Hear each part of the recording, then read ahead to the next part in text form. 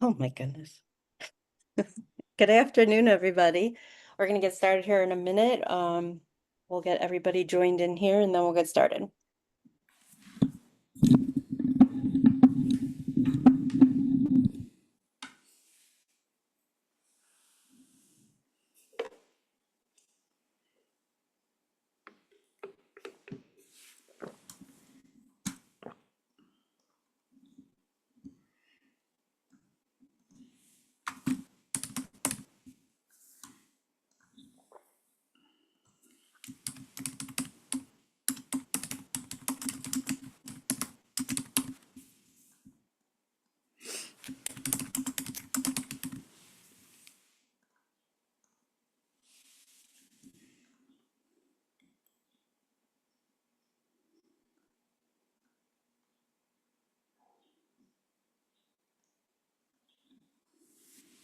All right, everybody, it is 1 o'clock.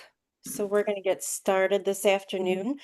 Yes, happy Thursday. Just so you guys know, we will be having Heather, she's going to do this presentation. And then at the end of the day, maybe tomorrow morning, you're going to get an email from me, and it's going to include the recording of this, as well as the slides. So you will have a reference. It's a lot of information, so you don't have to take a crazy amount of notes. So this will be recorded. Most we record. Every once in a while we can't record, but it will be recorded throughout the workshop. You can type your questions in the Q&A as well as the chat, and Heather usually pauses so that we can answer those questions along the way. So feel free to type those in. And with that, Heather, I will hand everything over to you. Awesome. I am just getting the slideshow set up, so please bear with me. All right, there we go. Can everybody see? Yes, ma'am. Awesome. Okay, great. Well, first, I always like to thank Laura and the whole team at SCORE Akron for giving me the platform to talk about some of my absolute favorite things in the world, up to and including today's topic, which is using Instagram to build your business. Their workshops are always fantastic, and I always encourage anyone who attends, if you have not engaged with SCORE and actually started working with a mentor, it is a fantastic program. So do yourself a favor, get the ball rolling and actually start to work with one of their mentors. They're all extremely knowledgeable, so willing to help you in your business, and you can actually look through the mentors on each particular website and see if any of them kind of catch your eye. If you would like to focus on a particular topic or need more help in certain areas, you can see what each mentor's specialty is. So make sure that you check that out. As Laura said, she will be helping me and letting us know if there are any questions that come in on my screen. I can only see the number move, but she's always goodly enough to help me, and so we can answer questions. And so let's get started. First, I always like to address, we want to make sure that we set everyone's expectations the right way. So there are wonderful, wonderful things that social media marketing can help us accomplish. But I always like to start with what social media isn't, or what you can count on it not necessarily doing for you. And first, I always tell people social media is not free.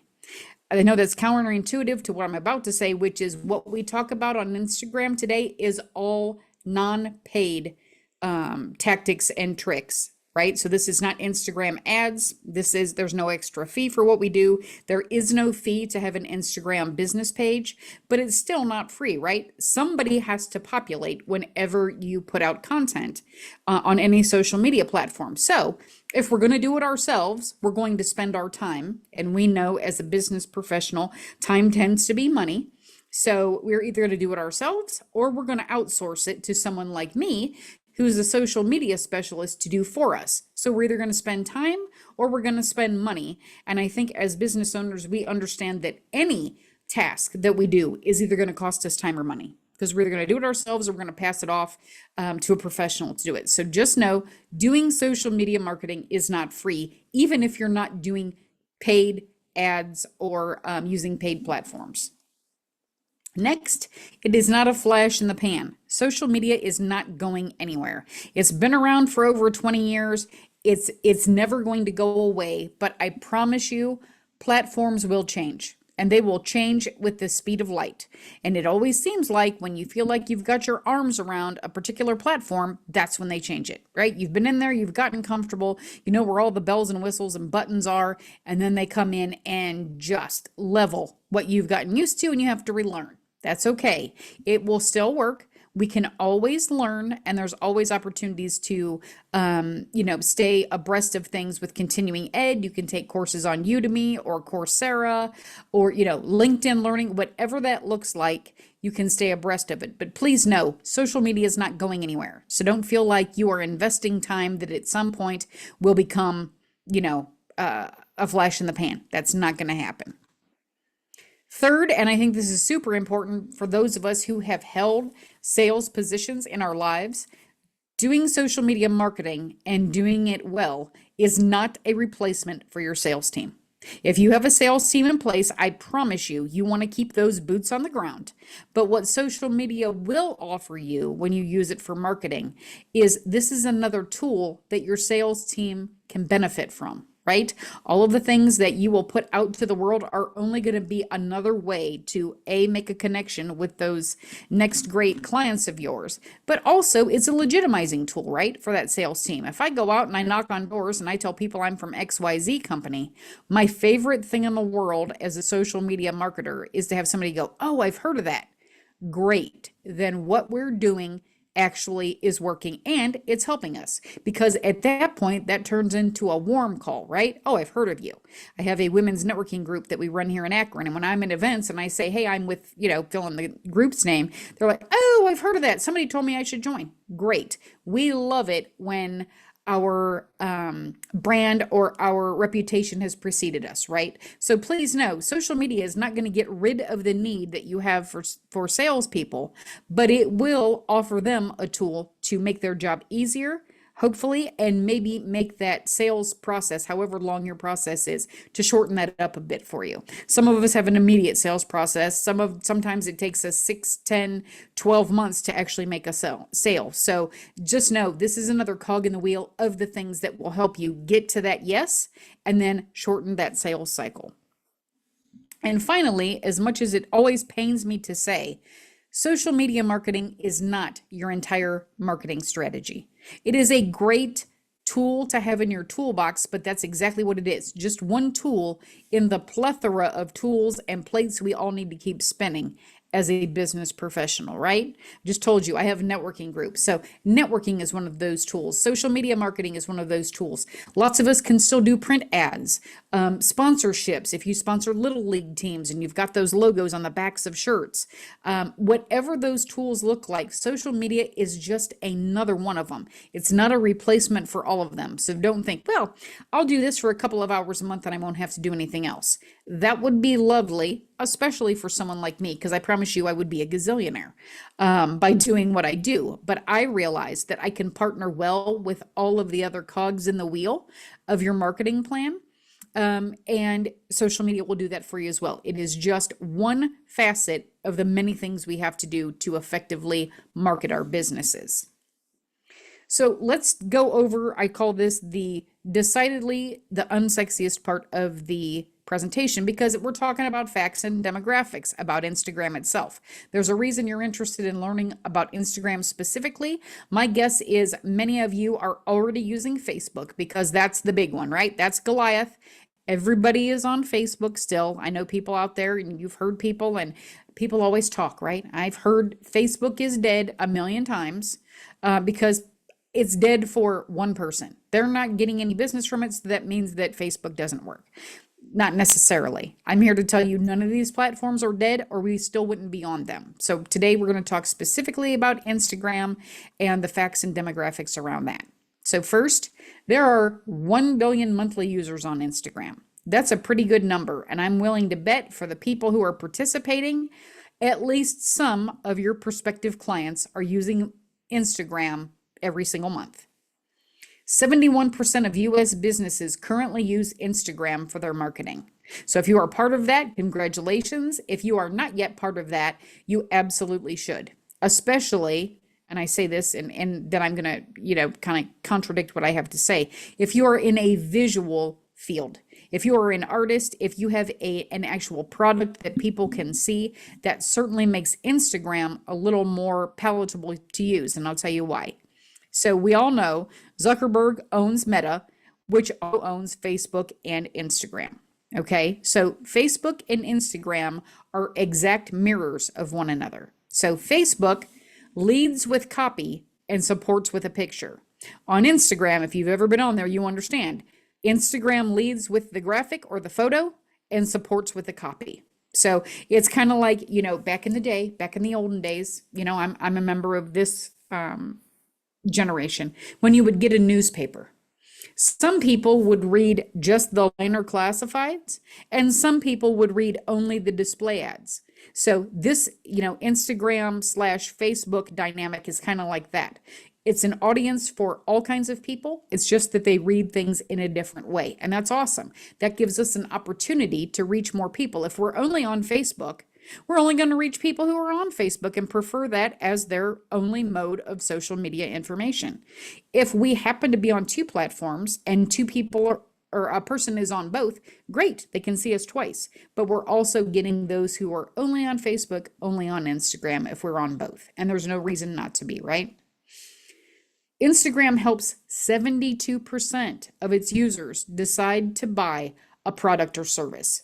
You see that 1 billion monthly user number up top? 72% of them decide to buy a product or service by looking at Instagram. Those are huge numbers. And I don't know about you guys, but I would love to have some of that business. So just bear that in mind. This is a platform where people will go to look for products and services to buy. Now here's the demographic part. This one's kind of fun because this particular platform skews almost right up the middle, right? 50.6% of users are men, 49.4% are women. So it's not like a Pinterest that's going to lean heavily female, and it's not like a YouTube, which is going to skew more male. This one's kind of like right up the middle. Largest demographic groups, this is no surprise, it is a younger group, right? So 18 to 24-year-olds and 25 to 30-year-olds. So when people ask me, hey, I market to, seniors who want to age in place. Is this the platform for them? Not necessarily them, but I bet their kids, or excuse me, their grandkids are on here. So it depends on how you're trying to reach them, but by and large, Instagram skews a little younger than Facebook. And I will tell you, for instance, in my 3 generations, my son is on Facebook and Instagram. I am also on both, but I definitely skew more Facebook, and my mom is not even on Instagram. And she's having her 70th birthday this year. So it really depends on who are you trying to target with your message. Some people will tell you need to be on every platform. I totally disagree. You need to be on the platforms that it's going to be a benefit to you to spend the extra time to be on that platform and monitor everything, right? Because we don't get to just post and leave it alone. We actually have to be in there and being active because it's called social media, right? You don't get to just spray and pray and throw out all of your information and not interact with those who follow you. Or worse yet, not be out there finding more followers. You have to invest some time and some effort. So when we do that, we want to make sure we're taking the time to do that on platforms that will actually benefit us and be a good platform for our particular business vertical. And then finally, sometimes this is important to people. If you're in a luxury brand or you're selling something where people need a lot of ancillary income, 34% of those making more than $75,000 annually in the United States use Instagram. So this is a great way to target people at that income demographic. So your Instagram business account makes a difference, right? You want to make sure that you have an avatar that is professional looking. If you are a business, this is where you put your logo, right? Do not put a picture of yourself. That tells people it's a personal account. You want to make sure that this looks professional on all platforms, right? You want to make sure that most of your social media handles are as close to your business name as you can get, so that when Google is going out and doing its all-knowing and all-important searches, it can actually find you. I will tell you, there are instances where maybe somebody has already had your handle. I've told you guys that I have a women's organization that I help run, and our tagline is Grow with Cleo. Guess what? On Instagram, Grow with Cleo was already taken, and it really frosted my cookie because this person, I think, has maybe posted once. And I went, ugh, we can't use that. But we just made it Come Grow with Cleo. Kept it in the same vein. We didn't completely mix it up, but we were limited by what was available. So just a heads up there. Also, and I hate when I have to mention this, but I'm going to, just because it happens, make sure it's spelled correctly. Sometimes we invert because we're not, our job is not typing. So just make sure that when you set up your account, it is spelled correctly. I have run into people that have spelled their own business name incorrectly because we see it all the time, right? Sometimes it's hard to see that mistake. So just a heads up there. Make sure you have a nice description of what you do here, and it should answer the question that all of our headlines and our prime real estate on our socials answer. How do I help people? Our social media marketing strategies will make your business shine. That tells people very clearly what it is that I do and what services I have to offer them. So just a heads up there. Your Instagram business account, you will see all of your posts up in sometimes it's usually a 9-pack now because sizes have changed a little bit, but we'll talk about that a little bit. And here's the anatomy of a post, right? So you're going to have your trying to see. Your Instagram handle is right at the top with your avatar. You've got any images and videos showing at that slot number 2 and where all of the graphics show up. Number 3 should be a button with a call to action to have people interact with you, whether that be go to your website, message you directly, however you would like them to interact with you. That's what your call to action is for. Says optional, that's not optional in my world. They need some way to reach out to us as the business, right? So it could be they just want to know hours, they want to know where I'm located. All of those things are already on here, but I want to make it as easy and painless for someone to ultimately do business with me as I can. The easier I make it, the more opportunity they have to reach in their pocket and actually do business with me, right? So I want to make it easy. And then number 4 is your text. You're going to try and grab interest with whatever your verbiage is there. And you always want to make sure that this verbiage is optimized for the best SEO you can manage, right? Because when Google goes out looking, it's not finding photos. That's not what Google does. It does not crawl photos. It looks for the verbiage that you use. So make sure when you're writing a post that you're putting it together with some coherent, you have to make it coherent. You can't just jam pack it with search terms, but you also want to use those keywords and search terms that will help you get found out on the web. So here are some people always want to know what factors influence the algorithm, right? And by the way, the algorithm on every platform is going to change incessantly. I will tell you the stat is that each year the algorithm on Google changes over 300 times a year. That's not quite daily, but that's a lot. So anyone who tells you that they have beat the algorithm, they know, how to, I'm always going to be on page 1. First of all, if they tell you they're on page 1, they're not, because there is no page 1 of Google anymore. It's one long stream.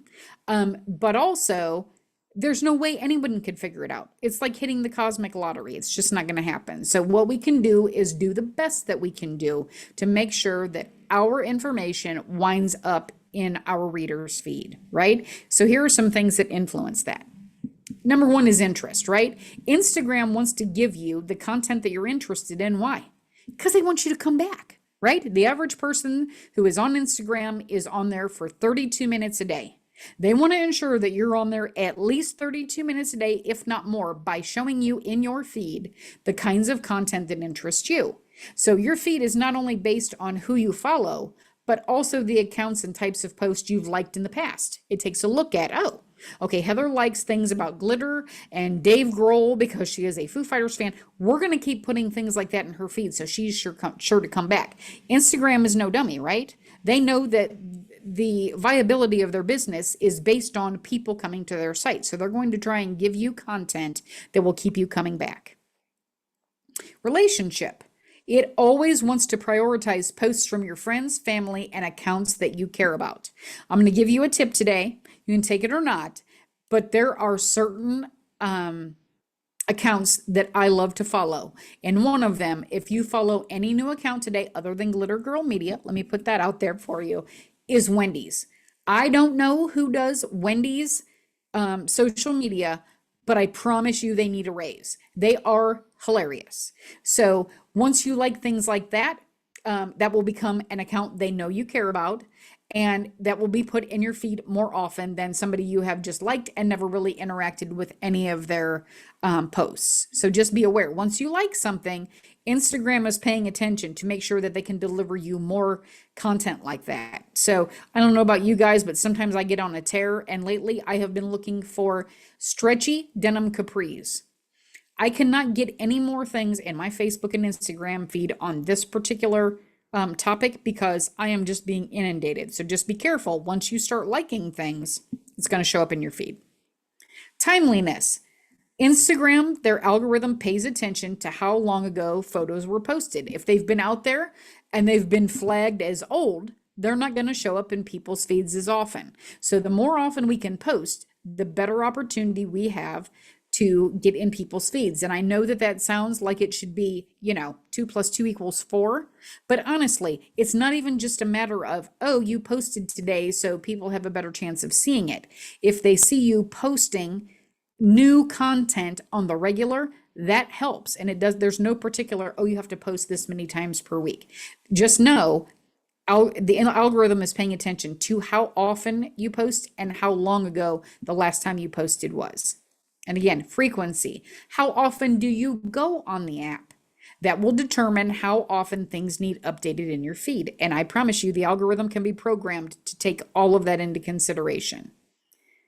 How many people do you follow on Instagram? Well, that will matter on the algorithm, because if I'm following 50,000 people and you're only following 500, someone has a much better shot at being in your feed than mine, right? They don't have the same bandwidth to battle through when mine is 1,000 times more than yours, right? So just a heads up there, that matters. And then usage. How long do you stay on Instagram? You're going to see more posts as Instagram has to dig deeper because you've been on there longer, right? They may be ready for, wow, she's okay. We're prepared for 32 minutes because that's the average, but Heather stays on there 56 minutes. That means we have to do a deeper dive into what kinds of things we show her. So just a heads up there. Get this question all the time, right? Why should I do stories? Why should I do reels? What's the difference? That kind of thing. I will be honest with you and tell you, I very rarely use either one. I like static posts for lots of reasons, but mostly, and by static posts, that means video, believe it or not, can be a static post. I like them because they stay on there always. So, and I like to be able to control the length of what I put out there. So the maximum story length is 60 seconds, and here are your dimensions, okay? Reels can be up to 90 seconds. Here's the ratio that they offer as the standard. And then what's the difference? The posts for me, as opposed to stories, are long lasting. When I post them, they're there for good. They're static and not going anywhere. Instagram stories only last 24 hours. Okay. I want my content to be evergreen, right? If Google's doing a search, I want to have an at bat with the content I've posted. So just a heads up there. So when you're doing professional photos, text graphics, before and afters, things like that, I suggest using a regular post.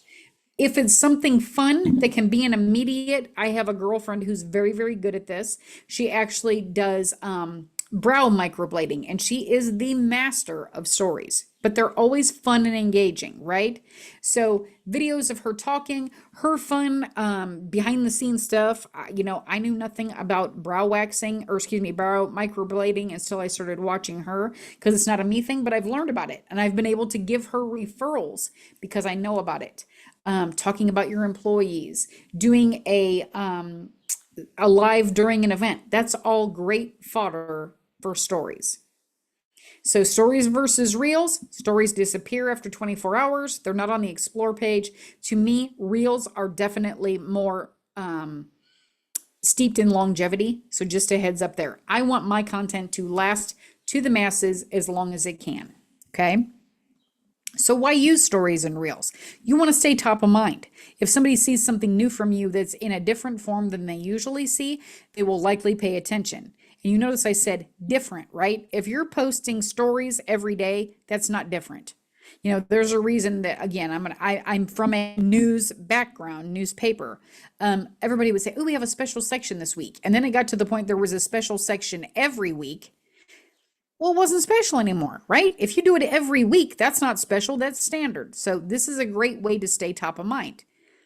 Diversify your strategy. No social media platform should always have the same kind of content. So as much as I say I like static content, sometimes I do stories to mix it up.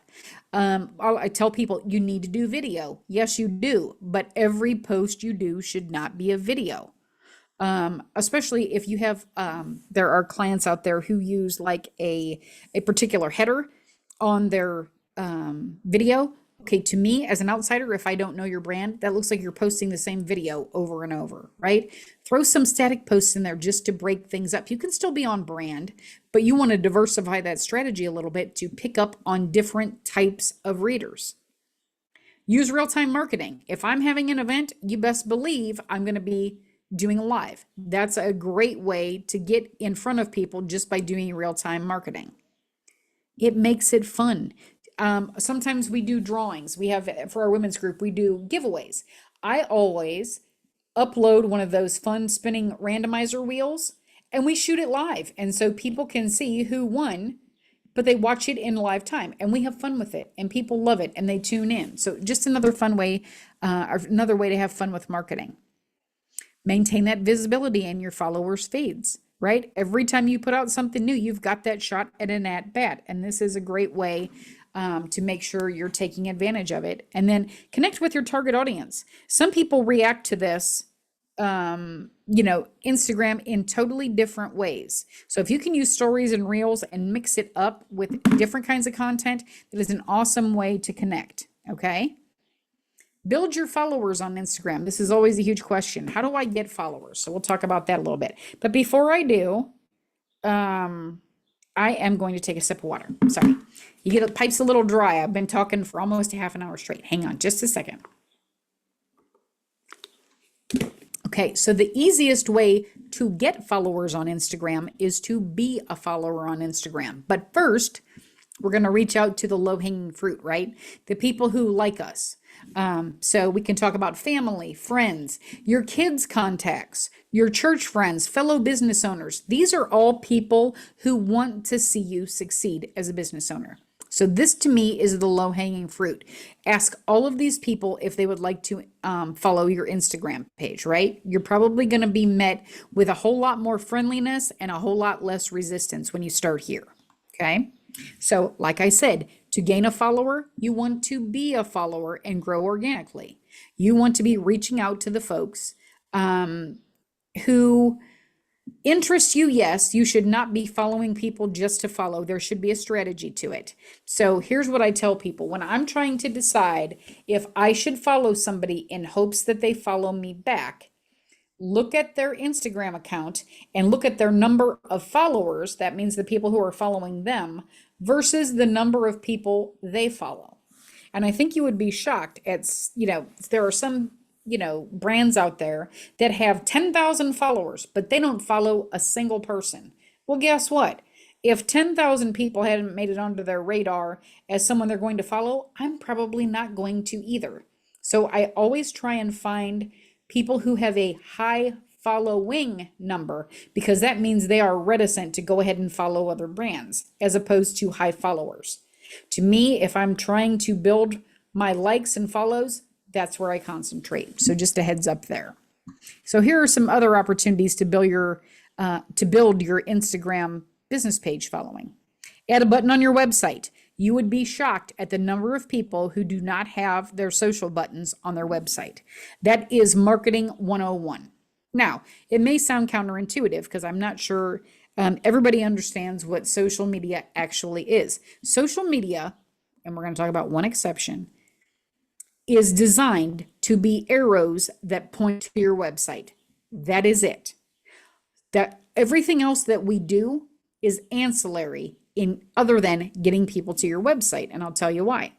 We just talked about there being 1 billion users every month on Instagram, right? So you've got your competition, everybody in the world's on there. If I can post on Instagram and get people to go to my webpage, guess who's not there? All of my competitors, right? If I can get you from a social platform to my website, when you are ready to make that all important buying decision, there's only one game in town, right? That's where we want to get people to go.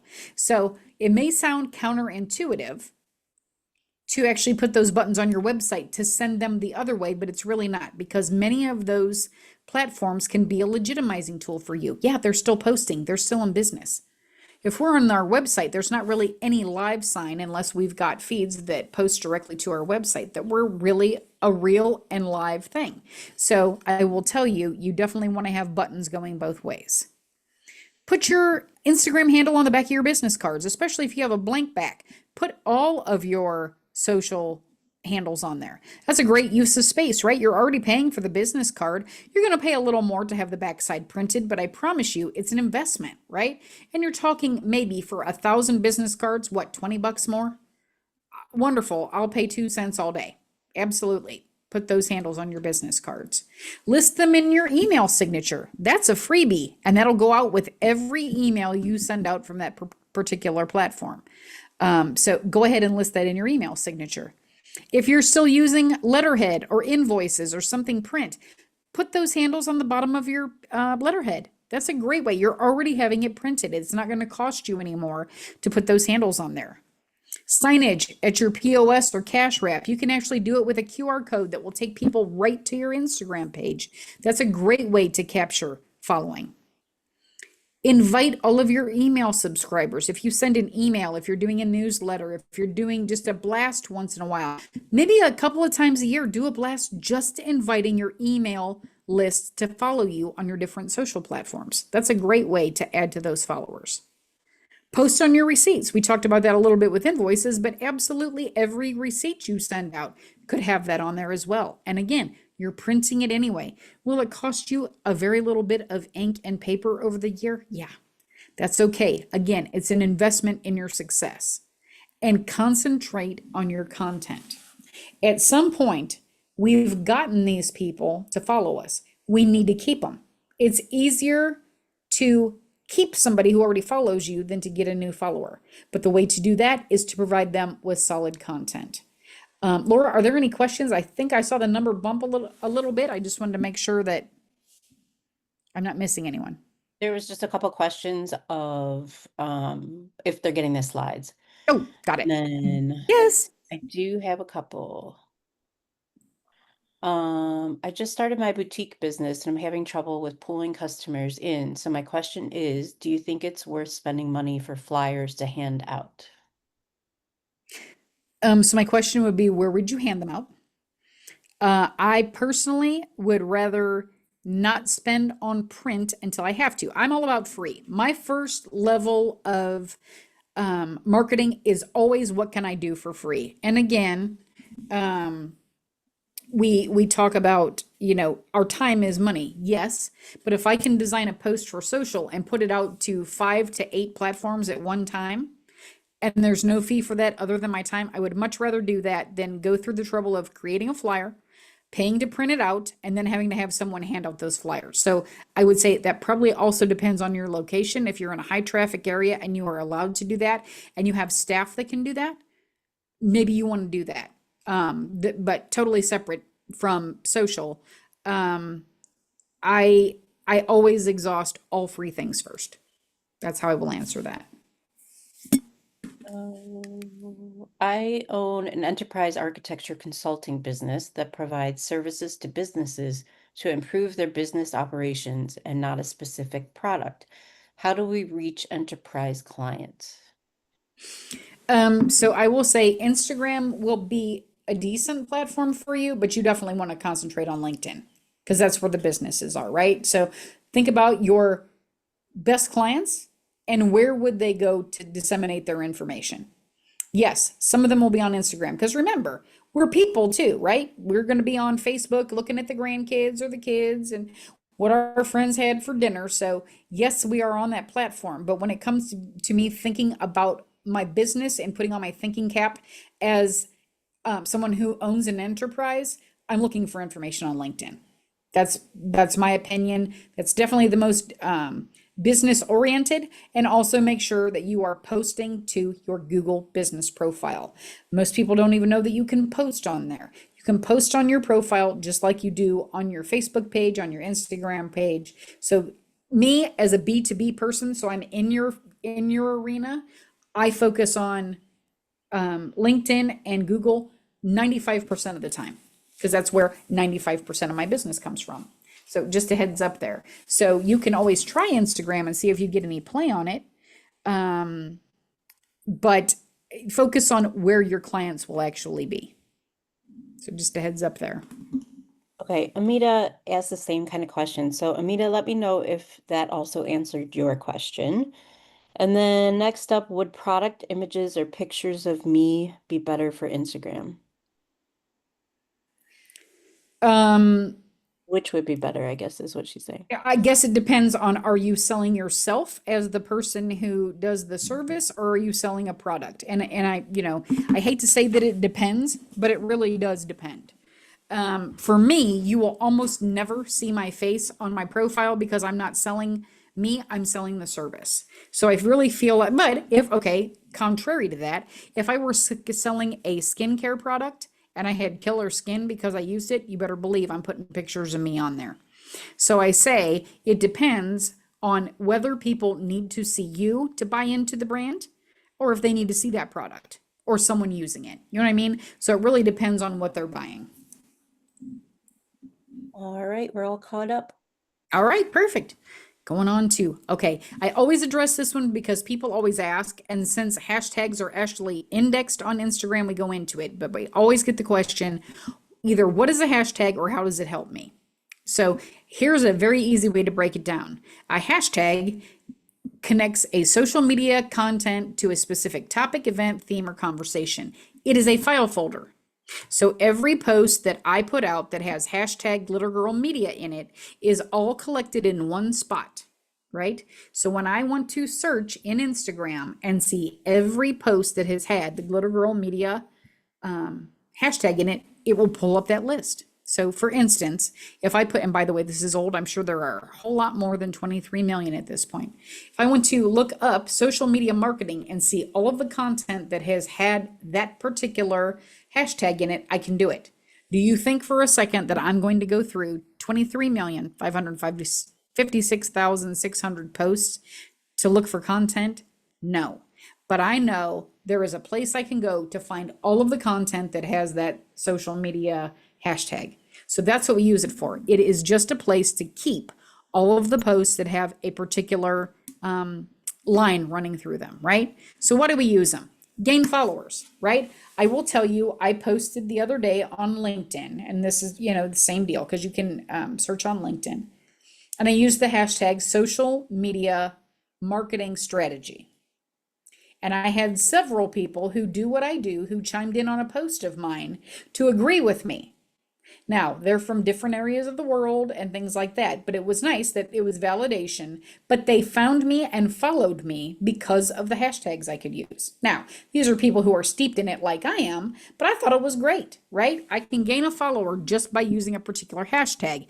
If I live in Akron, as I do, if I follow hashtag Akron, I bet I can find a lot of people who love the city, who are located here. So I may follow them just because they're posts are under the platform I'm looking at.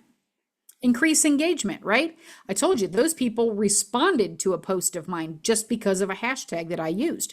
Would they have found it any other way? Probably not. So I'm excited about that. I'm glad they reached out and engaged with my post just from a hashtag that I used. Show support for social issues. This is a big one. We're in June. How about hashtag Pride, hashtag Juneteenth, social issues, or hashtag Thin Blue Line, hashtag Me Too. These are all hashtags that have to do with a particular social issue. So people do go to look at those often to see what brands or people are supportive of that particular social issue. Adding context to a post, and I always use the same example. I need to have something else happen so I can use a different example. But I was walking through my house on a Monday, and we all know how we feel on Monday mornings, right? We're not even quite there yet. I tripped over absolutely nothing in the floor and spilled my coffee on the floor. Not all of it, but it was enough that it was irritating, and I'm sure I sighed, and my hair was all messed up, and I went to clean it up. I took a picture of it because, well, I'm in social media, and picture it didn't happen. And I just posted, yep, gonna be a typical Monday, hashtag bad hair day. Everybody knows I don't expect you to go out and look at all the posts for bad hair day. The only reason I used that particular hashtag was to give context to the post. Everybody knew what I was saying when I said it. They probably got hopefully a little bit of a chuckle because we've all been there, but it was not trying to do anything or have them go anywhere or search an index, anything like that. It just was adding context to the post. And then again, help target audience find you.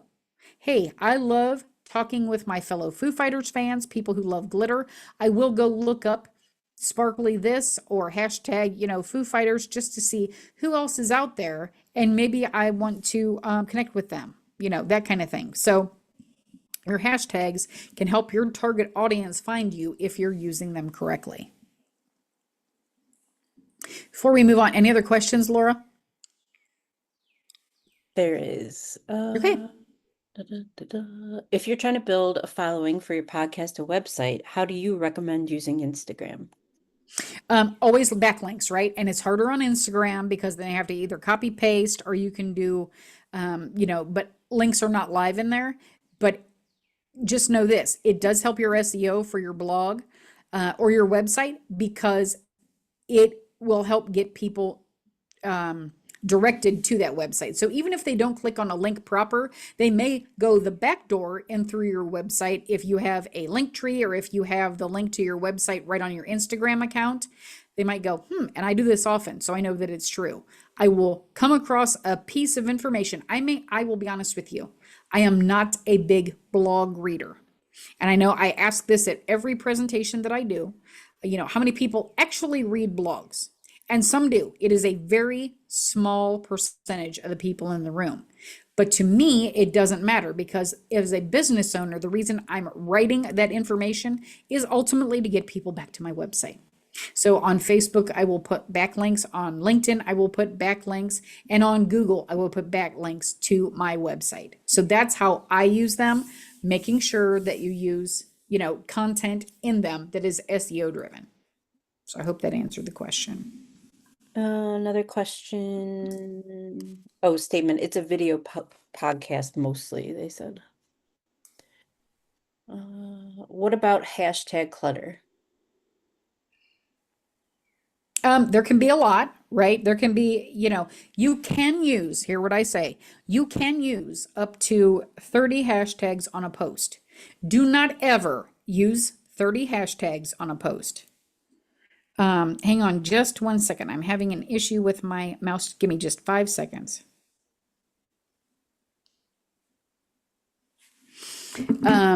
So sweet spot is generally 8 or less. And I would say primarily 5 to 8 is a sweet spot, depending on the platform. So do not, your clutter of hashtags should not be larger than the actual content that you put above it. And by the way, I always put a line of white space between them so that I make sure my content is very readable. So just a heads up there. Yes, you can absolutely kill a post by putting too many hashtags on it. So spread them out. And by the way, you should be using different hashtags on all posts. Don't just copy paste the same hashtags, right? The algorithms are onto that. They've been onto that for years. So I hope that it helps answer the question. Okay, so short of a long story, I have a Shopify store and I started setting up my Instagram and Facebook and business and got put in Instagram jail because I was setting it up too fast. So now I have to appeal. So why was that a problem considering I already have another business with Instagram and Facebook business? Uh, I'm sorry. Can you read the first part of that again, Laura? I missed what they were setting up too fast. They have a Shopify store. Okay. I started setting up my Instagram and Facebook and business and got put in Instagram jail because I was setting it up too fast. Are you saying getting more, asking for more followers? That I'm trying to figure out setting it up too fast. Simone, if you want to give us some more information. Yeah, just I'm happy to. I'm just trying to figure out. I want to answer the right question, if that makes sense. All right. Next I have question. yes. How do you learn how to do different things on the Instagram app for your business account? You can, well, you're on a webinar right now that is teaching you how to do that. Or, as I had shared before, if you take if you want to take courses through Coursera, Udemy, there are lots of places that you can learn how to actually put together content, even strategy. I would say that's probably a little bit harder to find, but, and also take a peek at the brands that you follow and see what they're posting. Also, you can, I have a lot of clients who have me do a social media audit for them. So I look at what they're already doing, and we also look at three of their competitors. We always need to know what our competitors are doing, right? And all of us should know who our big competitors are in our particular footprint. And footprint may not be geographic, right? So a lot of us, if you have a brick and mortar and it's a retail, it is probably geographic. But you need to know what they're doing. So take a peek at what they're doing. That doesn't mean copy everything that they do, because that's very obvious when you do it. And I kind of, I'm not going to say I lash out at people that do that to me, but I call attention to it.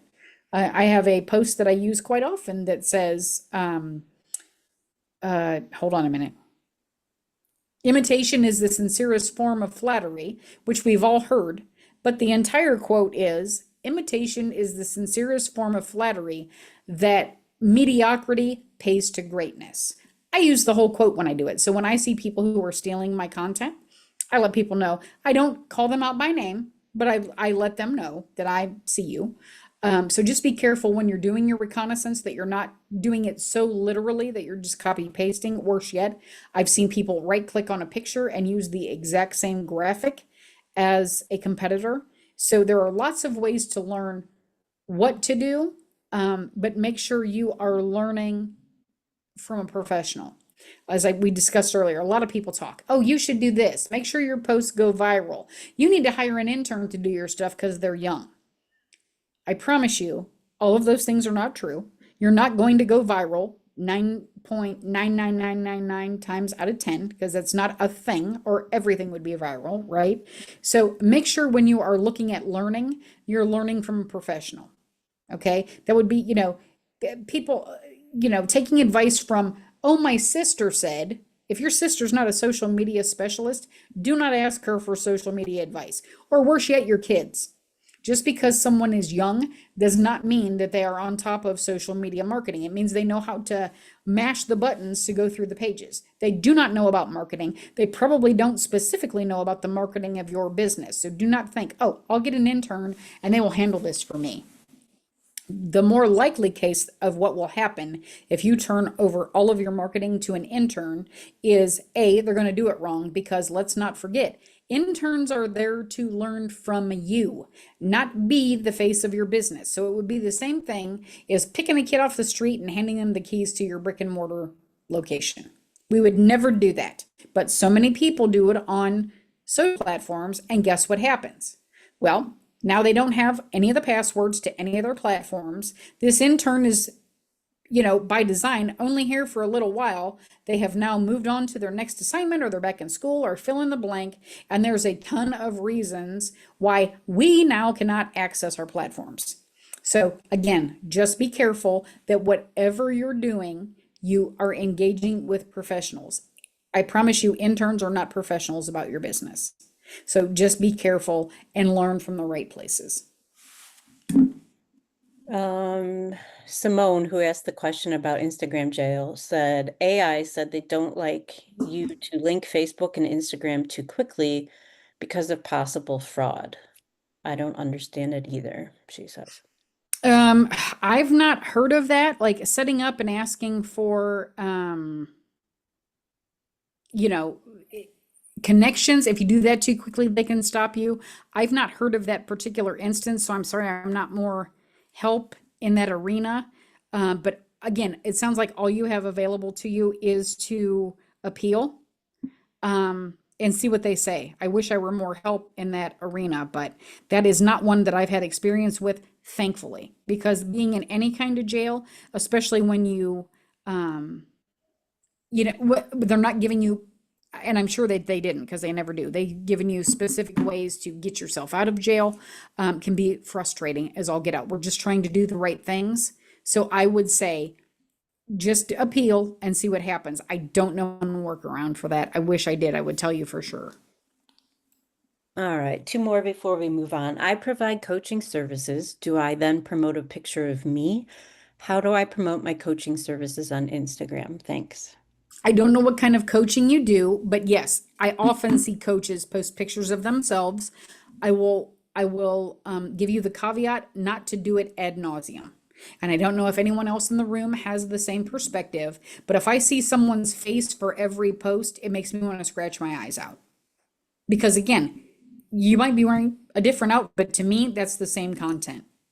So I would say, you know, never more than half of the time. And frankly, unless we're Angelina Jolie, does somebody need to see my face for every post? Probably not. I'm not a model.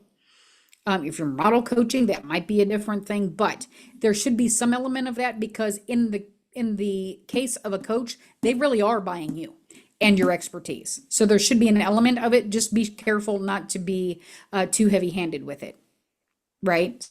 So one of my posts this week, if you have seen my platforms, is don't overplay your hand. Your hand could be considered to be your face on social. Just don't overdo anything, but that in particular, because we don't want to look like a narcissist, right? It's not all about my face, but again, you're the person behind the business. So I could totally make a case for that.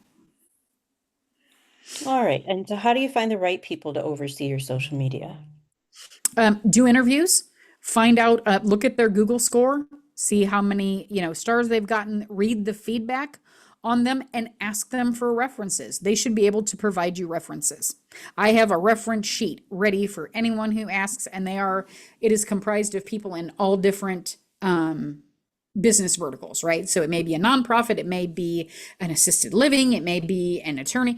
I have that ready for clients who want to know, but always interview. This is an interview process. And by the way, your social media partner should be interviewing you as well.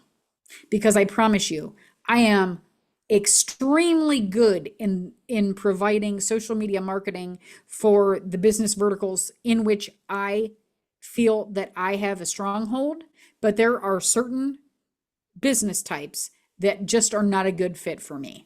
I can tell you right now, I had a client that was a chemical lab and it was the most horrendous work. And it wasn't because they were honestly the most pleasant people in the world. But I'm not a chemist. So for me, that content was serious work, right? So I would say interview them and look for people who have experience in working with the kinds of marketing of products and services that you have to offer. It's a very easy ask. Or don't forget to ask those who are close to you. Hey, who would you recommend? Do you know a good? It never hurts to get a referral. I get a lot of my business by referral.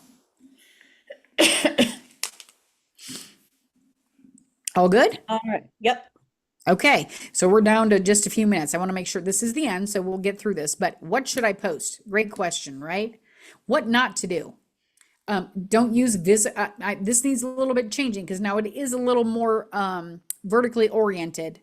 I'm gonna no, excuse me. This is right. Use vertically oriented pics, right? Not horizontally. That's not gonna fit on Instagram. You need ones that are gonna be vertical. Do not. Oh, sorry. I do need to change that. They need to be vertically oriented. It used to be all squares. I just need to update that little piece there. So ignore that. It should be more vertically or square, but never horizontally. You should never have a horizontal one. Don't use grainy or fuzzy images. If it's not a good photo, don't use it because I promise you that will reflect on your brand, right? Don't use pre-made memes with typos. I have seen cute memes and they have a typo. I will not put them out to the world because I don't want people to think that I spell friendly with the E before the I, right? I'm just not going to do it.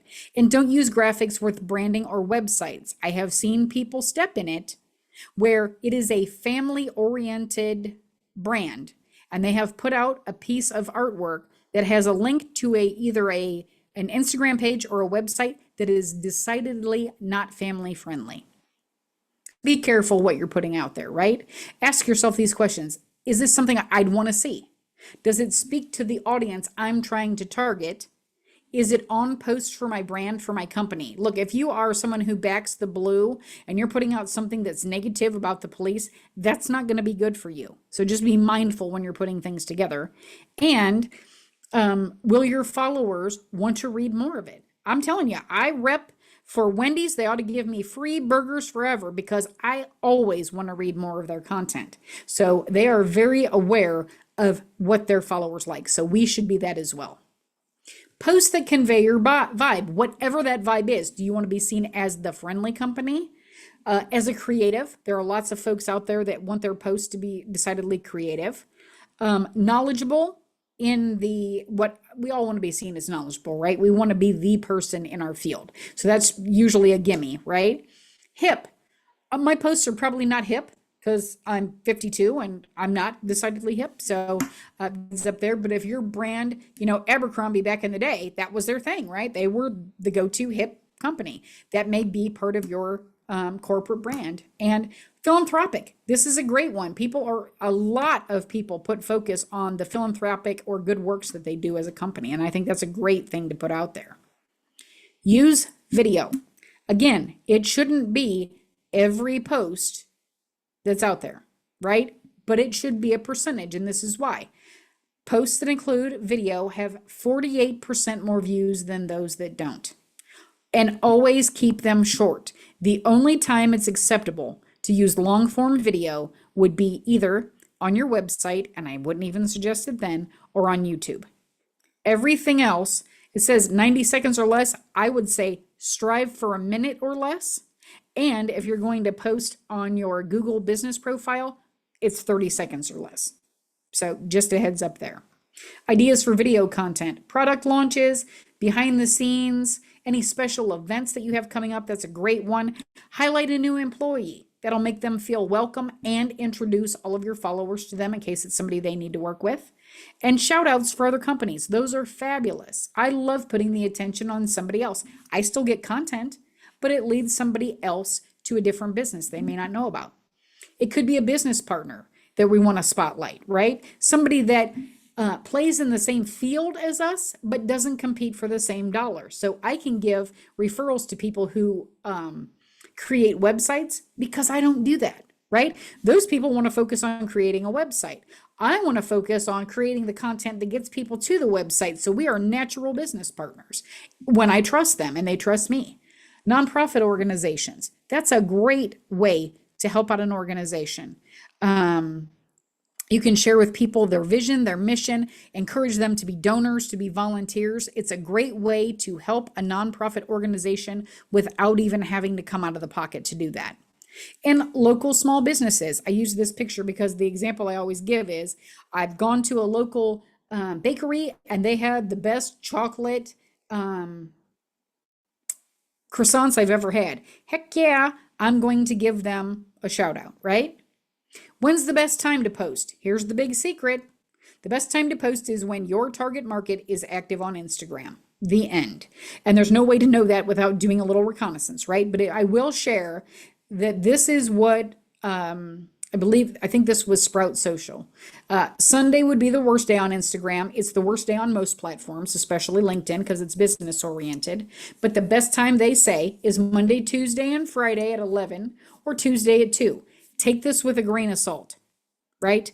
If I'm posting and I want to reach teachers, the worst time for me to post is when they're in the classroom teaching because they're busy. So just be aware of thinking about where your target audience is and when they'll be online.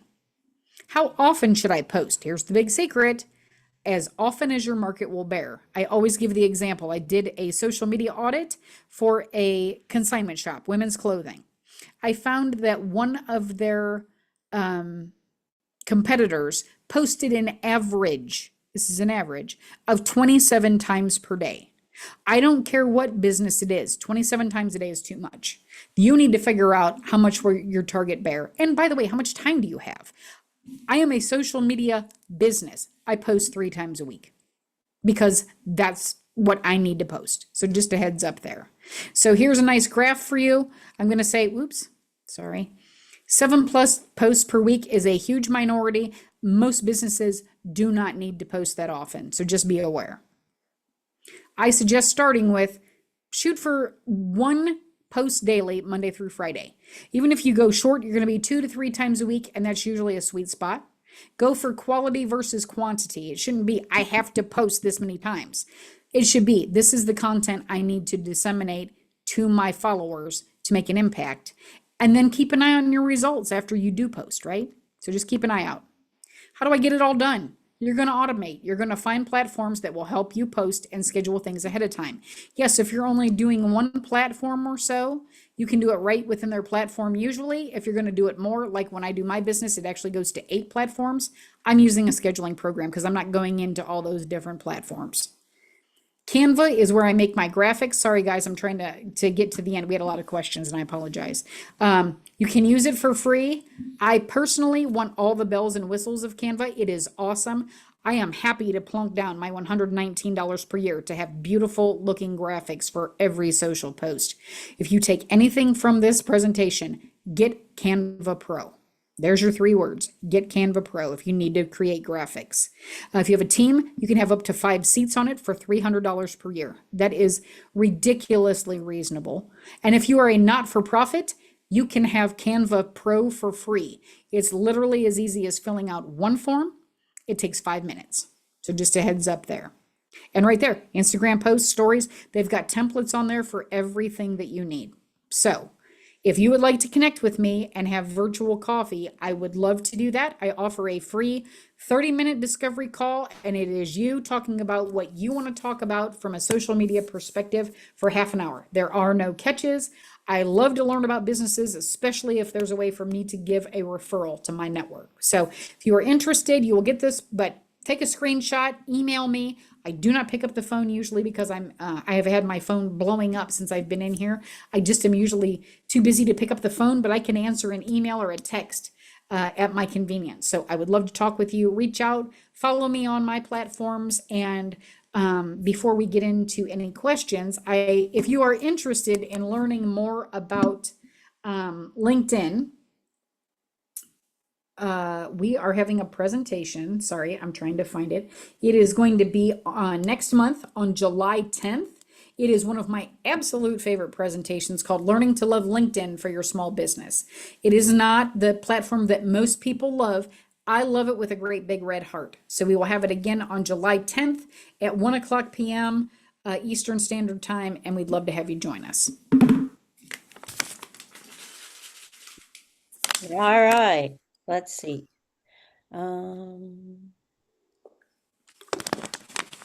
While a personal brand isn't a business specifically, but can you share any tips on that topic? I will say yes. So my personal brand feeds into my business brand. So for me, it's important. It is named Glitter Girl Media because I really do love anything super sparkly. So I will tell you, the beautiful thing is whatever platform I'm on, if there is any meme post, anything that has to do with glitter out there, my entire network tags me in it. So I love it. That is my personal brand feeding into my business brand, but it's because my business brand really is personal to me. So I would say there's nothing wrong with a personal brand so long as your personal and business brand align, that they're not in competition with each other. Let's see. Is it helpful to go back to old posts and update the hashtags to improve SEO? No, because again, don't forget that whole algorithm thing, right? It's still going to be flagged as an old thing. Never ever go back and change anything unless the information is damaging or you have a typo in it and it's only been a day or 2. Yeah, you want to fix that website. But going back to do all of that or remove hashtag, that's too much time. Spend your time moving forward. When a client or follower compliments your work on a product in a post, how do you capitalize on that? Can you share it to say LinkedIn? You absolutely can. And I would actually create a graphic of that testimonial.